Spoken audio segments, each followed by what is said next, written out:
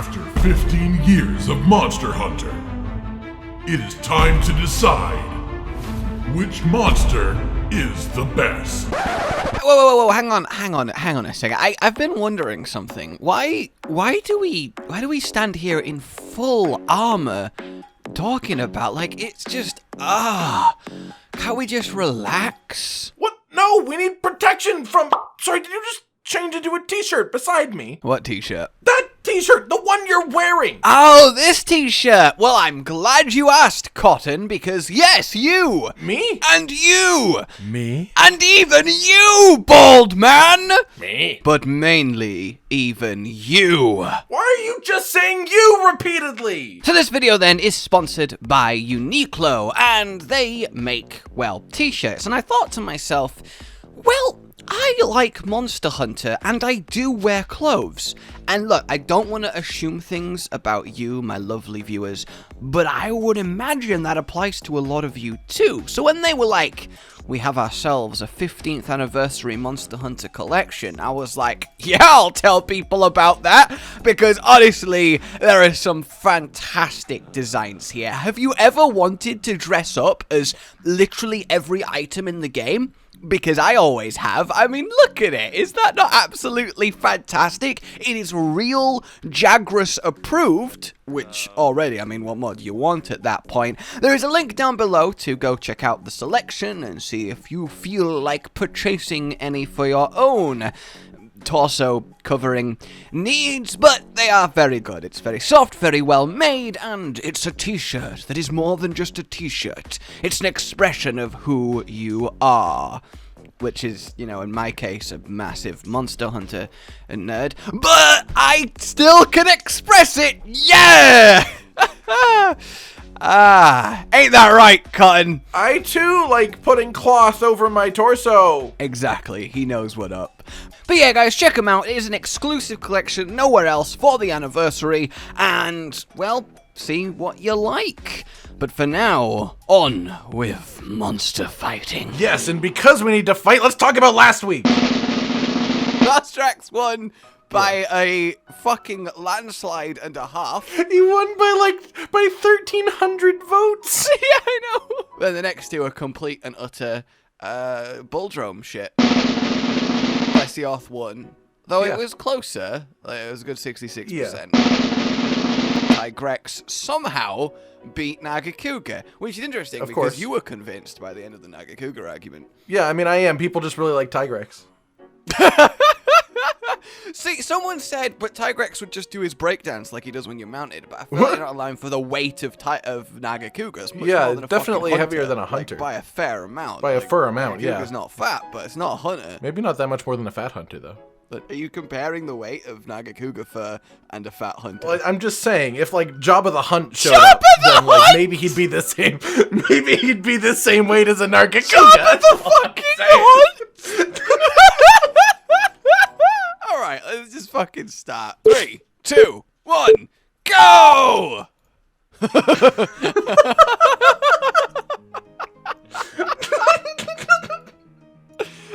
does he look like he's just had a really close shave?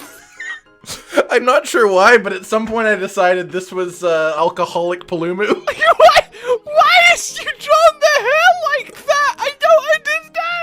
Also, his eyes are Don't surrounded talk about by his ear eyes. Skin.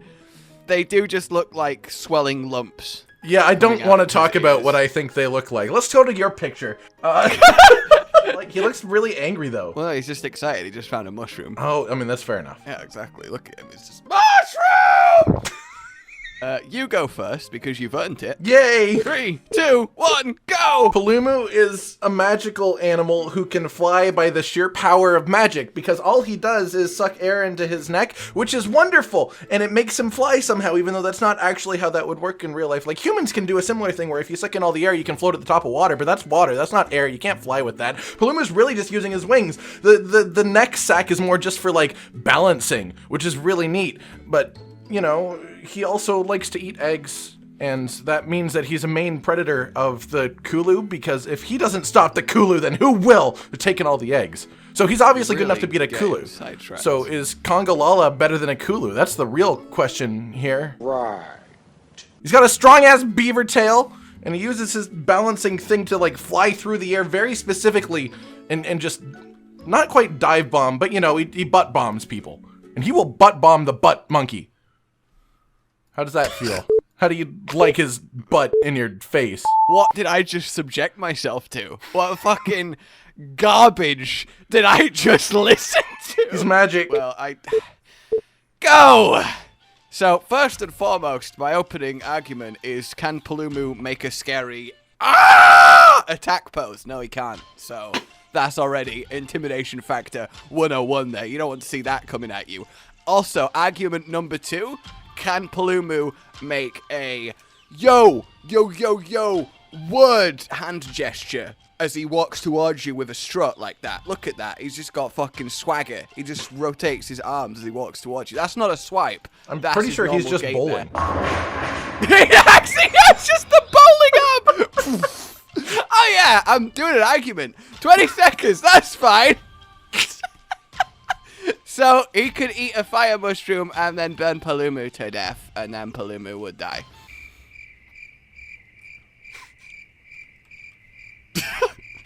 The defense rests, Your Honor! He's weak to fire. Objection! So fuck you. Objection! Alright, good, then I can stop saying objection and instead say that Congalala is also weak to fire, so, you know, he's a danger to himself, too. That's not clearly he's fine! Paolumu is a flying monster, and just, like, as a base thing, a flying monster against anything that isn't giant is a massive advantage just to start with. Yeah, but Paolumu has no ranged capabilities. And we've seen how high Congalala can jump, because he belly flops all the time. So he could definitely reach the normal fighting altitude of a Paolumu, especially when it's in Buffy Ball mode, and he would just be on top of it. Paolumu is also actually ridiculously agile when he's in the air, because he's got that big air. He actually really is. Like, he's got that air sac, and it actually helps him balance a lot, so he goes really fast, and he does this but the crazy, only way like, he does aerial quick burst shenanigans. is to release some of the air and, like, do a little jet, but that means he's slowly losing the No, thing but he that's does keeping him so stuff floaty. like flips and shit, too. And you're saying he's losing it. It's just air. He just sucks in more. No, he has 1 suck per flight. 1 suck per fly. No more. Which is a really weird out of context. Also, Congalala, being the primate that he is quite on the smarts, and he would totally throw like a sleep toad. Yeah, but he has to find Paolumu. one. Like, we're talking Yeah, about, but like... the Coral Highlands, they're everywhere, right? So Yeah, but we're not fighting in the Coral Highlands. Fight. We're fighting in random, unnamed circular arena that is of average temperature and height. Well, then has someone been planting mushrooms so Congalala can actually be Congalala? Like, alright, we'll put one of each, and then a bunch of toads, and we'll just let him have a field day. Well, he's gotta be able to fight! Look, I think they're very evenly matched, all things considered, but I think in the world where he has a mushroom supply and can do his breaths, Congalala has the distinct advantage here. Probably. Because Paolumu's gonna have to deal with literally every status. Yeah, I think that's the main issue. In my professional estimation, it's probably a 70-30 in Congalala's favor. In Paolumu's favor, yeah. Actually, Congalala is a bigger monster than Paolumu as well, which is interesting to me. I thought it'd be roughly equivalent. No, Paolumu's just got, like, wingspan, so it makes him look big. Oh, that is true. You can't disallow wingspan. He's a very tiny monster.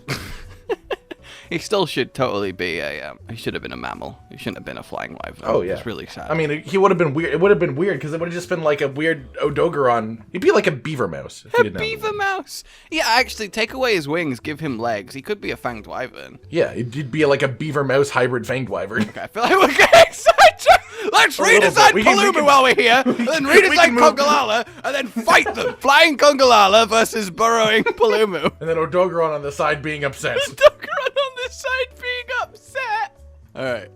3, 3, 2, 1, go! What? What's that? Is that a shoe that has water falling onto it? That's been melted? It's quite a shoe that's been melted with water falling onto it. Or like a glove, like with a cloth in it, like it's wiping something, but there's also water falling onto it. It's quite clearly Abyssal Lagiacrus. That's hilarious. For obvious reasons. Nah, I'm just fucking with you. I'm just fucking with you. There you go. How dare you? That's not bad. Yeah, I mean, right? the back of his head sort of confuses me, but I really like the whole beak thing he got going on. Yeah, I'm quite pleased. I even did the beam, so Yeah. Yeah, it's pretty cool. I mean, you did like, it sort of looks like someone spraying a water bottle into his mouth because he's thirsty. Why is your Lagiacrus chronically depressed? Look, man, he's had a rough life. Look how, like, dried out his skin is. He hasn't been to the water in so long. They need to bring underwater combat Like, back. I feel sad looking at this Lagiacrus. He's actually looking out on the ocean right now. That's his face as he thinks about it. And his wife is the ocean, and it evaporated. Damn it, Dire Morales! Yes! You paid Laura attention! My work here is done! Alright, everybody, that's the fights for today. If you would like a Monster Hunter shirt, go to Uniqlo. The fuck was that? The fuck? What the fuck? What the fuck? But he is right. I am. Link in the description. Alright, I will go first. You 3, will. 2, 1, go! Glacial Agnaktor is a very frosty boy. Oh wait, yeah, you can't talk during this, so you're not going to confirm or deny his frosty boy status. No. Whereas Lagiacrus is a very watery boy, and when frost is introduced to water, well, it doth freeze, which means inherently I have an advantage here. Now, they're both similarly sized creatures. In fact, it's uncanny. They're both about 31 meters long. So we have two big, slithery apex leviathans that are nearly unchallenged, fucking each other up 12 ways to Sunday. And the thing is, I think normal Agnaktor with his clap, clap, punch holes through wall beam would be enough to take a base Lagiacrus. I think they're about equivalently powerful. So as soon as you upgrade to the better Glacial Agnaktor, which is stronger, larger, faster, freeze, death, breast, you're gonna be in for a bad time. There isn't a single category that he can do. And as my flincher, like a clincher, but flincher because Monster Hunter theme. Okay. Ice does not conduct electricity.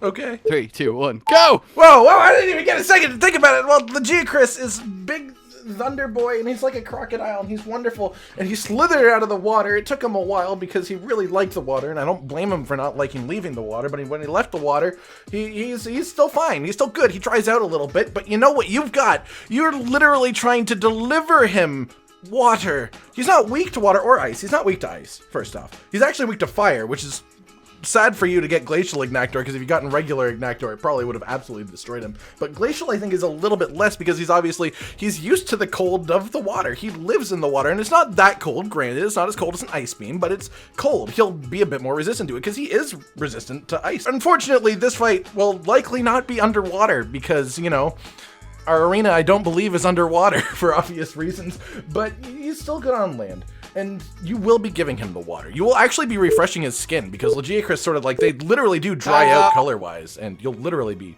making him look more vibrant. Look, Glacial doesn't fire any water. It's pure beams of ice. Yeah, but it cools off eventually. Like, ice is just cold water. Look, It will become water at some point. It's not just a gentle splash. It's a jet cutter. It carves through boulders. Yeah, yeah. Alright? It's not just gonna just gently like, oh no, it's a bit cold. No, Oh, I but can't you're wait gonna to make a bunch absorb of it." ice, and that's fine, and I accept that.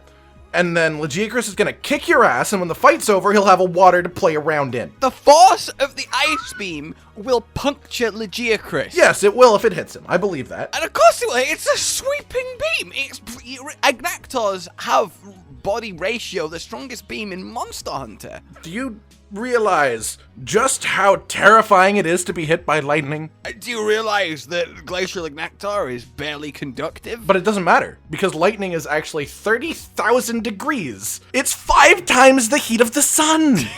Thanks, Fact Man. No problem. And the counterpoint is this, is Lagiacrus doesn't fire actual fucking lightning. I don't agree with that. Well, it won't be heat, because the heat from lightning isn't coming from the pure voltage of it. Like, Lagiacrus won't heat things up with his shocky shock. It's just the voltage, the muscles locking up, and it doesn't crackle out, like, it's not visible. It's just pure current generated, like licking a battery. Well, then it's not the same, obviously, because it's literally visible lightning. No, but that is how Lagiacrus does it. There's the organs identical to an electric eel underneath each of his back crystals. There's just loads of them. Well, it might be identical then, but it's obviously significantly more powerful, and if it's creating the physical form of lightning, that means it's not just current.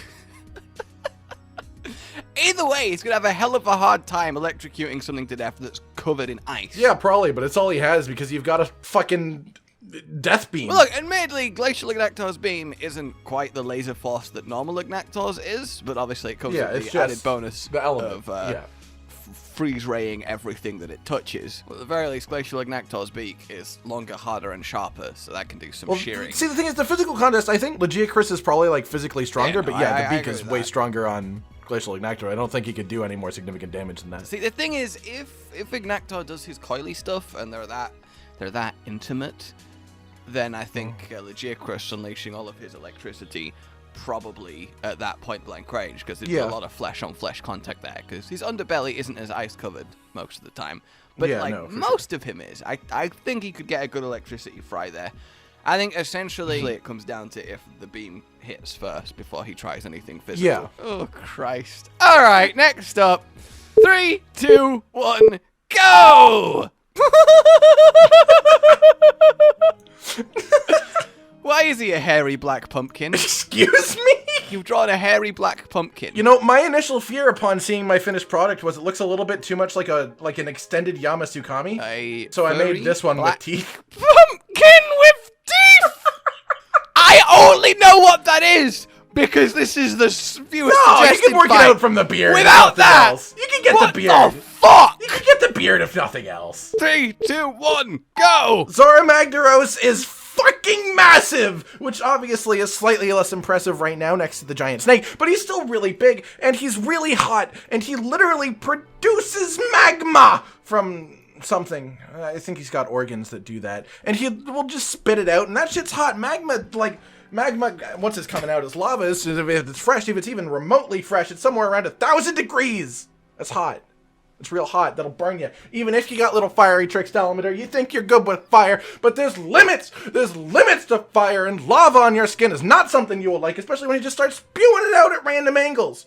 The commission who sent small amounts of hunters to kill Dalamadur couldn't kill Zorah Magdaros with all of a research commission that was sent to Astera. They had to just sort of send him away at the end of the second, essentially failed, because they wanted to capture him, essentially failed attempt. Your time's up. Okay, I'll just do my time. 3, 2, 1, go! Hotness is not a factor, because Dalamadur is all about that hotness. He produces blue fire, which, as everyone knows, is incredibly hotter than normal fire, and therefore, he's not going to be affected by some petty little dribblings of magma coming out of this moving old man volcano. Also, he is as big as he's as big as Zorah Magdaros. In fact, he's bigger than Zorah Magdaros. He's definitely longer than Zorah Magdaros. Zorah Magdaros is only 257 meters, alright? Only 257.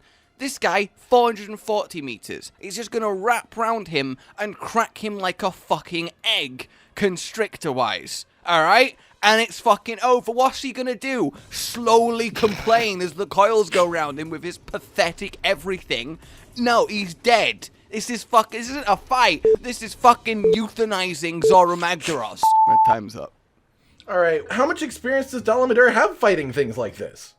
That's the thing, is neither of these Twitches things and will have erases this. mountains. What is Zorah Magdaros? He's a monster that's in a general shape of a mountain. He's not made of the same stuff. So yeah, there's softer fleshy bits for easier twitch erasing. He should be harder than Rock as Zorah Magdaros, because he's more likely to be of an obsidian-type construct. If he literally produces magma, then is swimming around in contact with lava, like his skin will literally be the creation of obsidian on top of But it. his inside is still a normal Yeah, fleshy the inside, beast. but you have to get to And the the inside. thing is, for that. as soon as that constricting starts, his shell is going to be against him because it's just going to get forced and pressed into his soft underbits, and his own rocky formations are going to pierce him. Like, Zorah Magdaros has no way of stopping the wrap. He's too slow, he's not strong enough because snakes are obscenely powerful, things much bigger than themselves when it comes to coiling. Like, it's ridiculous, and he's just going to get cracked. Like, there's no counter to it. I also At best, think you might hope that the burning is enough, but Dalamadur, again, can produce blue fire, which means he's at least capable of handling ridiculous temperatures. Yeah, but that's just, like, completely fair.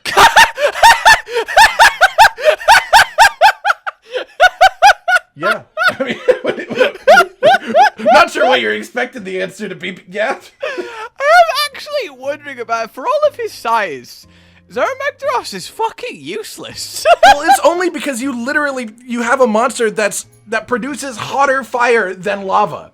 against a monster whose only, like, offensive tactic is lava. Is be lava. Yeah, he doesn't even, like, look at him attacking the barrier. Like, he can breathe fire, but that's still fire. It's not gonna do shit, and he just fucking lightly, slowly taps it. Like, Dalamadur is fast as shit. Zorah Magdaros is just done. Like, what is he gonna do? He might not die. Like, it might take him a long time to die, at least, because he is fucking tanky, but he's not gonna kill it. He could just bite his face, actually. Well, the thing is, Zorah Magdaros moves so slowly, too, you could probably just spit up a fucking fireball into his mouth. There is a huge speed discrepancy. Like, Dalamadur is snaking about the place, quite literally. Yeah, like, he's fast, not just for his size. Like, he's a fast monster. If he was if the same size was just transitioned downwards, he'd still be a very speedy animal. Zorah Magdaros would literally be a turtle. Literally be a turtle! I think the awkward thing about these siege monsters is pitting one that's well, Dalamadur's not necessarily a siege monster, but the big monsters is pitting one that's like aggressive versus one that's like just trying to exist is already going to be a really lopsided battle. Like imagine like Lao Shen Lung versus like Adel-Ka. The ones that are just like trying to live their life, I feel like are much less offensively capable. Imagine Lao Shen Lung versus Zorah Magdaros! They just sort of both sit there. Let's settle this with a race. First one to get Over there. the winner. Gets to visit the link to Uniqlo in the description to look at Monster Hunter 15th anniversary t-shirts. You are on, Zorah. Look, Zorah's a peaceful old man, and Dalamadar's a fucking mountain-sized killing machine. So it's kind of unfair, honestly. But this is literally the most requested battle in the series history. So there you go. That's fair. I mean, it would be a very cinematic fight. It just wouldn't be very, like, fair. All right, so that's that fight. We had, it was Paolumu versus your motherfucking Congalala. Depressed Lagiacrus versus Glacial Agnaktor, and then Hairy Black Pumpkin versus Dalamadur. Okay, thanks for watching, guys. Like if you enjoyed this, subscribe for more. Oh, God. Bye. Votes in the comments. Goodbye. That's a high school class for Valstrax.